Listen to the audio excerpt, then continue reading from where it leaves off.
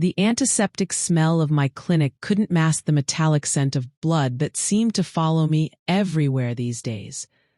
I adjusted the overhead light, illuminating 4 parallel gashes across my patient's forearm, too deep, too precise for any animal attack I'd ever seen. "Tell me again what happened, Mrs. Patterson." I kept my voice gentle as I cleaned the wounds. The elderly woman's hands trembled. "I was hanging laundry on the line just after sunset. Something big came out of the tree line, bigger than any dog, yellow eyes like headlights." She winced as I applied antiseptic. But when I screamed, it just stopped, looked right at me like it was thinking, then ran off. I exchanged glances with my medical assistant, Marcus. His usually easy smile was nowhere to be found. "That's the 5th one this month," Marcus muttered, restocking gauze with unnecessary force. "I'm going to give you antibiotics as a precaution," I told Mrs. Patterson. "These wounds are healing well, but we want to prevent infection. You should." "Dr. Joy, I need to run to the pharmacy before they close," Marcus said, grabbing his jacket. "Mrs. Patterson, you take care now." After Marcus left, I finished Mrs. Patterson's paperwork. A few minutes later, the clinic door burst open with enough force to rattle the windows. I spun around, my heart jumping into my throat as a man filled the doorway, tall, broad-shouldered, with dark hair and eyes that seemed to catch and hold the fluorescent light like amber. Stone Ramirez. I'd seen him around town, of course. Hard to miss the man who owned the largest construction company in 3 counties and seemed to have half the town on his payroll. But up close, he was overwhelming in a way that made my pulse quicken and my professional composure falter. "I need your help." His voice was rough, urgent, and he carried someone, in his arms. My medical training kicked in, pushing aside my body's inconvenient reaction to his presence. The man in Stone's arms was unconscious, his bloodied, torn shirt revealing claw marks that made Mrs. Patterson's injuries look like paper cuts. "Examination room 2, I ordered, already moving. Stone laid the guy down with surprising gentleness for such large hams. "His name's Phil. He works for me." Stone's jaw tightened. I was already assessing the damage. 3 sets of parallel lacerations across Phil's chest and shoulder, consistent with the other attacks but deeper. Much deeper. What happened to him? I cut away the ruined shirt, hyper-aware of Stone's presence behind me. The way he seemed to fill the small room, the heat radiating from his body, the barely contained tension in his voice. "Not sure. Maybe he fell or something. He came to the job like this." The lie came smoothly, but I'd grown up in Detroit. I knew the difference between truth and survival. Falling won't leave claw marks. I looked up at him directly, noting how his amber eyes seemed almost to glow in the clinic's harsh lighting, and they certainly don't leave them in sets of 4. For a moment, something passed between us. A challenge, an acknowledgement, a question neither of us was ready to ask aloud. Then Stone's expression shuddered. "Can you help him or not, Doc?" The way he said Doc, like a caress and a dare rolled into one, made heat pool low in my belly. I forced myself to focus on Phil's injuries, but my hands weren't entirely steady as I reached for the suture kit. "I can help him, but Mr. Ramirez..." I met his eyes again, this time holding his gaze. "When I'm done fixing him up, you and I are going to have a conversation about what's really happening in this town." Something flickered across Stone's face. Surprise, respect, maybe even relief. "Looking forward to it, Dr. Joy."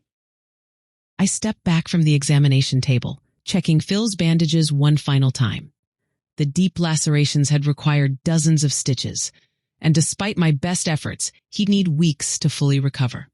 The wounds were clean and properly sutured, but even with the local anesthesia and pain pills, this was going to hurt for a long time. "That was close," I murmured, pulling off my gloves. "You're lucky those claws missed anything vital." "Phil?" Stone's voice gentled as the man's eyes looked at him. "How are you feeling? You gave us a scare. Don't think some of the guys will be right for a long time after seeing you." Phil sat up slowly, testing his movement carefully. "Like I got hit by a truck. Seriously. Thank you, Dr. Joy." Stone's hand settled on Phil's shoulder. "Dude, you look a hell of a lot better. I'll take care of the paperwork and fees before I head out." "Thanks," Phil mumbled, wincing. What are you doing? I asked, alarmed to see him moving. Need to get home. It's important. Phil slid off the exam table. I'd appreciate if no one found out about this. He looked at me. I'm supposed to report it, I said, wondering what was going on. Phil grimaced. Please don't do that. I was somewhere I wasn't supposed to be. If my old lady finds out, all of this bandaging would be for nothing. The sheriff should know there's a dangerous animal out there, I said, confused. No reports. Stone's voice carried an authority that made Phil automatically straighten. He doesn't want this going further. No harm, no foul. No harm? My voice rose. He could have been killed. Mrs. Patterson was attacked 2 nights ago. There have been 5 similar incidents this month alone. People have a right to know. Know what? Stone moved closer, crowding my space in a way that should have felt threatening, but instead made my pulse race. That people do things that aren't always in their best interests? That people should be careful after dark? Pretty sure folks around here already know that, Doc. I tilted my chin up, refusing to be intimidated, even as my body responded to his proximity with an intensity that left me breathless. I know you're hiding something, I whispered. Lots of things. His smile turned wicked. Maybe I'll tell you over dinner. The offer hit me like a physical blow, sending heat spiraling through my chest. I don't date clients. Phil's your client. I'm just the guy who brought him in. Stone reached into his pocket and pulled out a roll of bills, peeling off several hundreds. For the treatment, and for helping a man and his lady. He winked. I stared at the money, then at him. Are you trying to bribe me? I'm trying to pay for medical services for my employee. But his eyes held something deeper. A plea, maybe even desperation, carefully hidden behind his casual charm. Phil and his lady don't like attention from authorities. There was more to the story, so much more, but something in Stone's expression made me nod slowly. Fine, no report, this time. Relief flickered across his features before he could hide it. Thank you. But Mr. Ramirez, I took the money, our fingers brushing in a way that sent electricity shooting up my arm. If I see one more person with injuries like this, all bets are off. I won't let people get hurt to protect your friend's privacy. Stone studied my face for a long moment, something like admiration warming his eyes. Fair enough. I'll drive you home, Phil. As they reached the door, Phil turned back. Thanks, Dr. Joy. For everything. Stone paused at the threshold, looking back at me with an intensity that made my knees weak. The offer for dinner stands, when you're ready for some answers. Then they were gone, leaving me alone with the scent of pine and leather and a dozen questions that multiplied every time I thought I'd found solid ground. As I finished my paperwork that night, I couldn't shake the feeling of being watched. In a town where animals attacked in patterns, my instincts told me to pay attention to that feeling. 3 days later, I found myself doing something I'd never done in my professional career, lying to the sheriff. No, Sheriff Martinez, I haven't seen anything unusual. I kept my voice steady. Just the normal Saturday night emergencies. The radio crackled in the background of his patrol car. Well, if you do see anything strange, you call me. We've got reports of another incident up on Copper Ridge Trail. Campers found their tent shredded, but they swear they never saw what did it. After he drove away, I pulled out the notebook I'd been keeping. Dates, times, injury patterns, witness descriptions. Every victim describing the same yellow eyes and intelligent behavior. The attacks had stopped 3 years ago, then started again 6 weeks ago, right when I moved to town. The bell above my door chimed, and I looked up to see Stone filling the doorway again. This time he wasn't carrying anyone, but his expression was grim. We need to talk, he said. About time. I closed the notebook, hyper-aware of how his presence changed the energy in the room. Coffee? He nodded, following me to the small break room behind my office. In the confined space, his scent was overwhelming. That same mixture of pine and leather haunted my dreams for 3 nights running. The attacks, I said without preamble, pouring coffee into 2 mismatched mugs. They stopped 3 years ago, then started again 6 weeks ago, right around the time I moved to town. Stone took the coffee but didn't drink it. That's not a coincidence I like. So you admit there's a pattern. I leaned against the desk, studying his face. What aren't you telling me, Stone? The use of his first name made something flicker in his amber eyes. More than you're ready to hear.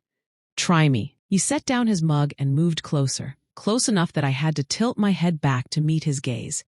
Some secrets are dangerous, Simone, especially for someone who doesn't understand what they're dealing with.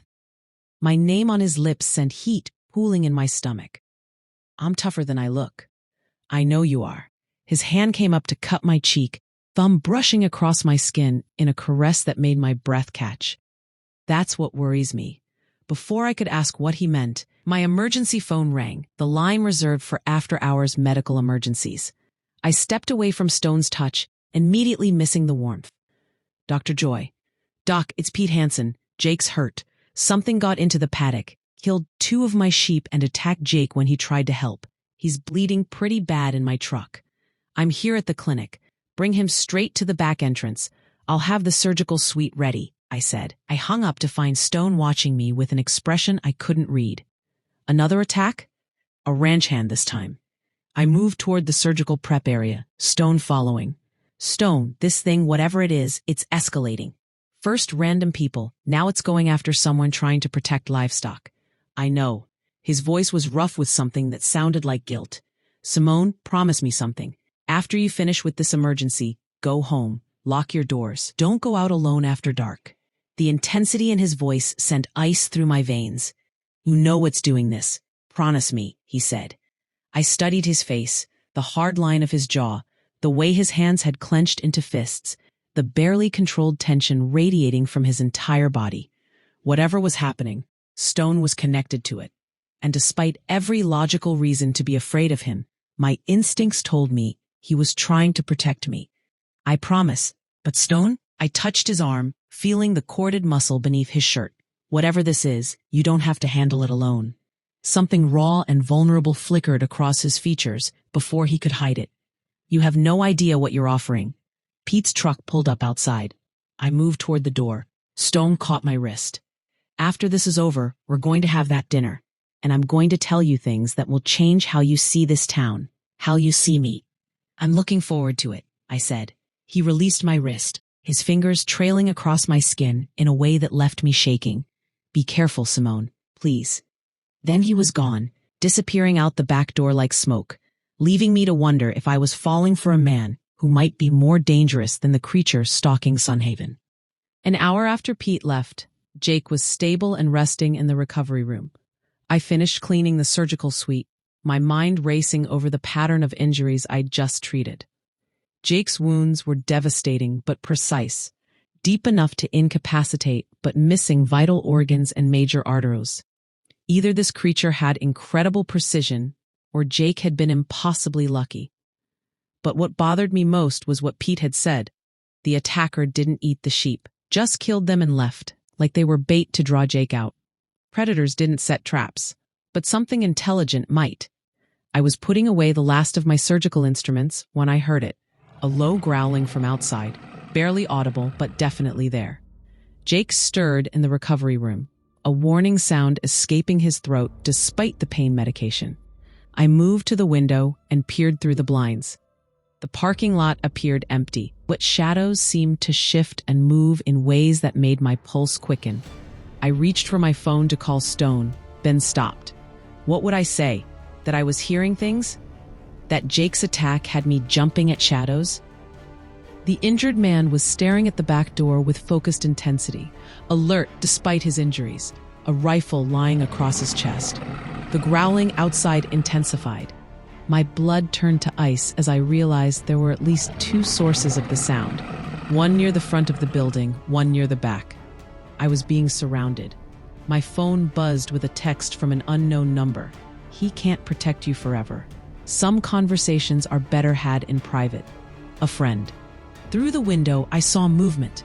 A pale figure stepping into the circle of light cast by the parking lot lamp.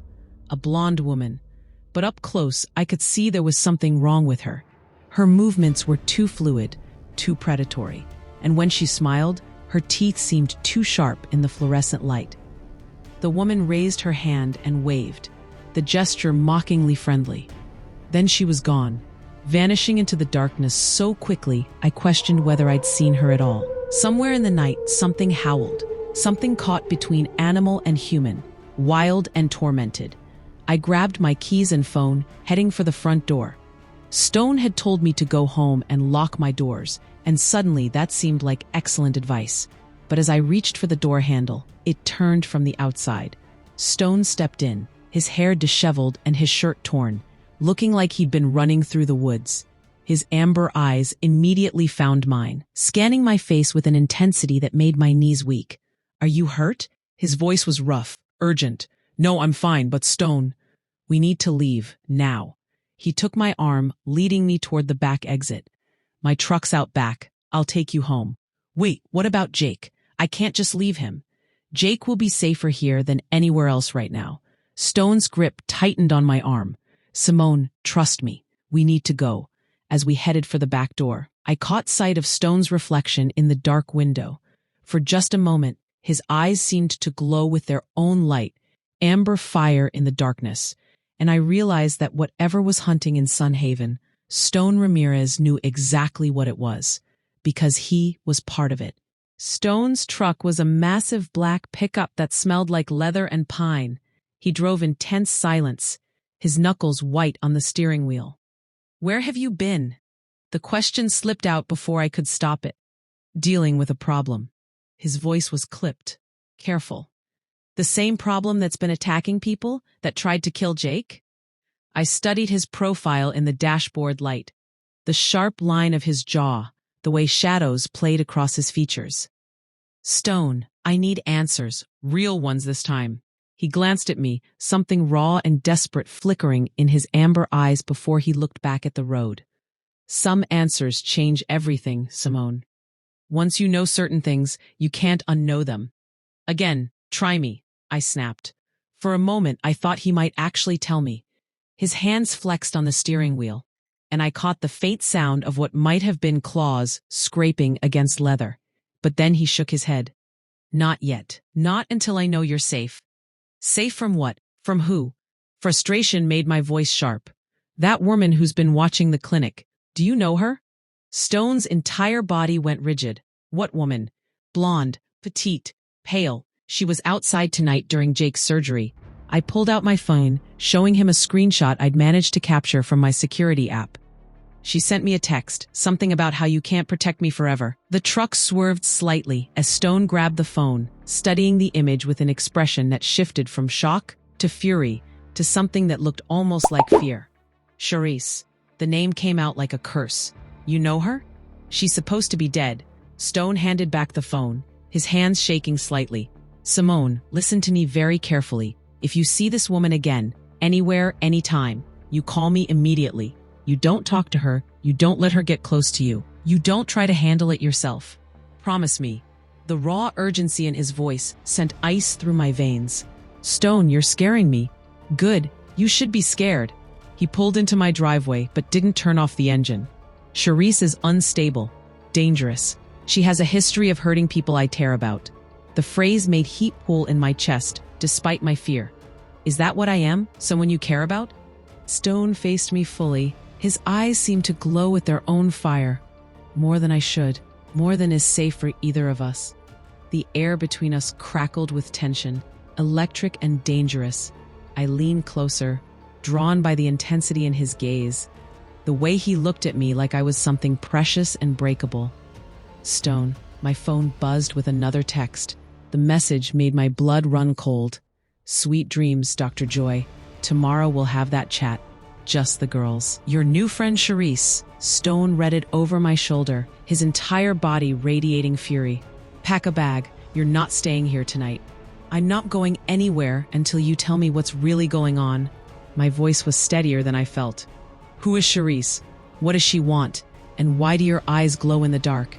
Stone went very still. "What did you say?" "Your eyes. Everyone you've brought to my clinic has healed too quickly." I took a shaky breath. "And tonight, when you showed up at the clinic, you looked like you'd been running through the woods." Stone just stared at me. Then slowly, he smiled. Not his usual charming grin, but something wilder, more dangerous. "You're observant. I like that about you." "Stop deflecting and answer me," I snapped. "The truth?" Stone's hand came up to cut my cheek, thumb brushing across my skin in a caress that made my breath catch. The truth is that everything you think you know about this town is about to change. You'll have to decide if you want anything to do with me after that. Because the real monster in this situation, she's not going to stop until she eliminates anyone I care about. Something howled in the distance, long, mournful, and definitely not human. Stone's head snapped toward the sound, his entire posture shifting, alert. Get inside. Lock your doors. Don't come out until sunrise, no matter what you hear. He was already reaching for the door handle. I have to go. Stone, wait. I reached for him. But he was already out of the truck, moving with that fluid grace I'd noticed before. He paused and looked back.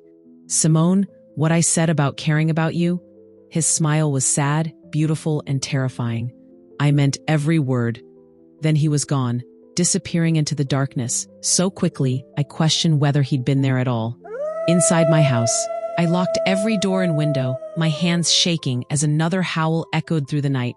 But this time it was answered by another call, deeper, more resonant, unmistakably protective. And despite everything my rational mind told me, I knew that second howl was Stone. The full moon hung heavy and bright as I stood in my clinic at 11 p.m., unable to go home to my empty house. I'd barely slept since Stone's cryptic warning, jumping at every shadow, every creak of settling wood. The rational part of my mind insisted I was losing my grip on reality, but the rational part was getting harder to hear over the growing certainty that nothing about Sunhaven was what it seemed. The moon was full tonight, hanging heavy and bright outside my windows. According to my carefully kept records, this should be another attack night. I'd tried calling Stone twice over the past 3 days, but his phone went straight to voicemail. I'd driven by his construction office, only to find it locked up tight with a sign saying, closed for family emergency. Even Marcus was on edge, glancing frequently at the windows and making excuses to leave early. The whole town held its breath. I was writing patient reports when I heard it, a low, mournful howl that came from everywhere and nowhere. I froze, listening as the sound was answered by another, then another, until the night air thrummed with a chorus that made my bones ache. Moving to the front window, I peered through the blinds into the parking lot. At first, I saw nothing but empty asphalt washed silver by moonlight. Shadows moved. They emerged from the tree line like liquid darkness. Wolves, but larger than any I'd ever seen. Their eyes caught the streetlights, glowing like amber fire as they padded into the open. There were 6 of them, moving with pack coordination that spoke of intelligence and purpose. My breath caught as the largest wolf, a massive black creature with silver markings, lifted its head to look directly at my window. Even from this distance, those eyes were unmistakable.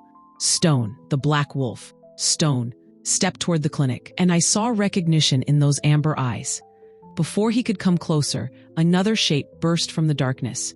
This wolf was smaller, pale gray with patches of white, but its movements were erratic, twitchy, and foam flecked its muzzle.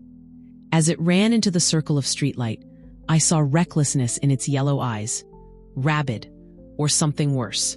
The diseased wolf launched itself at Stone with a snarl that sounded almost human. The other wolves immediately moved to help, but the rabid creature was fast, vicious, and fighting with the desperation of something that had nothing left to lose. I watched in horror as Stone took a devastating bite to his shoulder, his pained howl echoing through the night. The rabid wolf's claws raked across his ribs, drawing dark lines of blood that looked black in the moonlight. No! The word tore from my throat as I ran for the door, every instinct screaming at me to help him. I burst into the parking lot just as Stone pinned the rabid wolf, his jaws closing around its throat. The diseased creature went limp, but as it died, it shifted, bones cracking and reforming, until a woman lay motionless on the asphalt. Blonde hair fanned out around a face that was beautiful even in death, marred only by the foam around her lips. Charisse. Stone limped away from her body, his pack gathering around him with worried whines. Blood dripped steadily from his wounds, too much blood, and his left front leg wouldn't bear weight. Stone. I dropped to my knees beside him, my hands automatically assessing his injuries even as my mind reeled from what I'd witnessed. "Let me help you." The great wolf looked at me with those familiar amber eyes, and I saw the moment he made his decision. Light seemed to ripple across his fur. Bones shifted, muscles realigned until Stone Ramirez lay naked and bleeding in my arms. "Hi, Doc," he said weakly, blood trickling from the corner of his mouth. "Guess my secret's out." I stared down at him, at his human face, his very human injuries, his very human vulnerability. Around us, 5 wolves watched with obvious concern, waiting to see how I would react to learning that the man I was falling for wasn't human at all. "You're a werewolf," I said numbly. "Technically, shifter, but close enough." Stone tried to smile, but pain made it come out as more of a grimace. "Simone, I know this is a lot to process, but I'm bleeding pretty heavily here, and I'd really prefer not to die in your parking lot." His words snapped me out of my shock. Whatever Stone was, human, wolf, or something in between, he was hurt, and I was a healer. Nothing else mattered. "Can you walk?" I asked. "With help." "Then let's get you inside." I slipped my arm around his waist, supporting his weight as we made our way to the clinic. "Your pack can come too. Something tells me they're not going to leave you alone right now." As we reached the door, Stone caught my wrist with his uninjured hand. "Simone, look at me." I met his gaze, seeing uncertainty and hope and fear all tangled together in those amber depths. "Are you going to run?" I looked at him, really looked, at the man who'd brought injured pack members to my clinic because he trusted me, who'd tried to protect me from Charisse even when it meant revealing his secret, who'd fought a rabid shifter to keep his family safe. "Where would I go?" I said softly. "You're bleeding all over my parking lot. Your pack is probably traumatized, and I'm the only medical professional in 50 miles who knows what you really are." I cupped his cheek, thumb brushing across his skin. "I'm not going anywhere, Stone." Relief flooded his features. "Thank you for staying." "I'm terrified," I admitted, "but not of you. Of what this means, what happens next, but not of you." I helped him through the door, already mentally cataloging what I'd need to treat his injuries. "Now, let's get you patched up so you can explain everything." Behind us, the 5 wolves followed us into the clinic, and for the first time since moving to Sunhaven, I felt like I was exactly where I belonged. An hour later, Stone lay on my examination table while I finished stitching his wounds. His pack had arranged themselves protectively around the room. Marcus by the door, Tommy and Jennifer by the windows, keeping watch. 23 stitches, I said, applying the final bandage. "You'll be fine, but that was close." "She always was precise," Stone said quietly. "Marcus, I'm sorry you had to lose her twice." Marcus stepped forward, his face etched with grief. "I should have told you earlier that Charisse was my sister. I didn't know she was still alive. She became obsessed with forcing a mate bond," Stone explained briefly. "Found some old ritual, but it just made her sick, drove her insane. Every attack was designed to make you run." "But you didn't," Marcus said. "No, I didn't." I looked around at the faces watching me. "So what happens now?" "Now you know our secret," Stone said. "You're the only doctor who understands what we are. We'll need your help sometimes when our injuries are too severe for normal healing." "And personally?" I asked, heart slamming in my chest. Stone's smile was warm. "I'd still like to take you to dinner, see where this goes between us." "Just dinner?" Inside, I grew warm and tingly from the heat in his gaze. "Just us figuring out if we work together. Though dating a shifter comes with some unusual complications," he said. I looked at him, this man who'd trusted me with everything. "I think I can handle that, but complete honesty from now on, and I want to learn everything about treating shifter injuries." "Deal." Stone sat up carefully. "So, Dr. Joy, will you go to dinner with me?" "Yes, Mr. Ramirez, I will." His kiss was gentle, tasting of new beginnings. Around us, his pack exchanged relieved smiles. "You feel like home," he whispered. "Because I am," I said.